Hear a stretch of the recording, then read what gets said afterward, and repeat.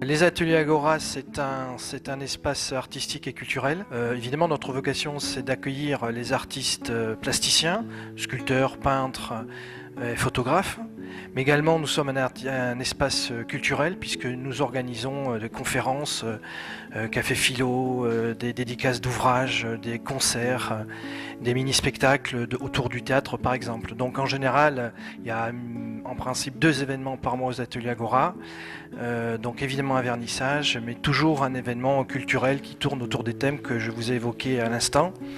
Alors aujourd'hui, on accueille donc une exposition autour de la corrida, de la tauromachie, mais c'est plutôt la corrida en général, aux accents de la corrida. Donc du coup, c'est une exposition qui est du 9 au 27 juin. Et le vernissage est le samedi, ce samedi 13 à 19h.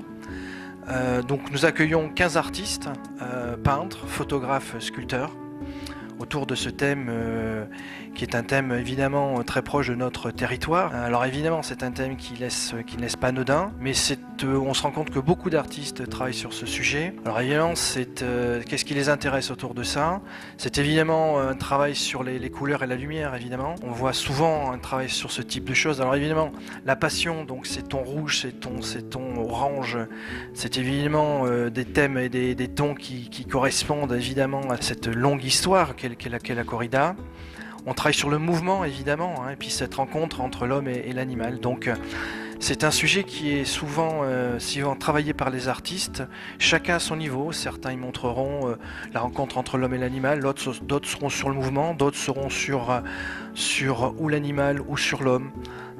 C'est toujours très partagé, c'est une quête, une recherche pour eux.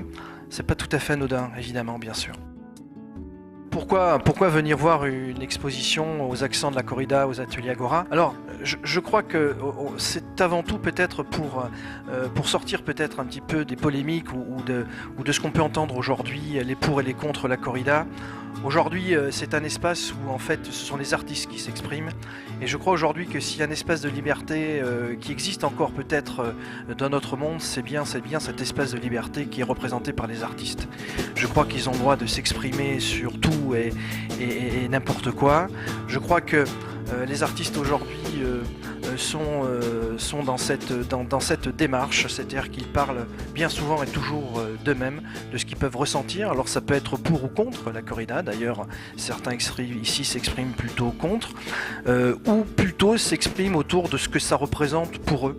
Il n'y a pas forcément toujours cette problématique de polémique.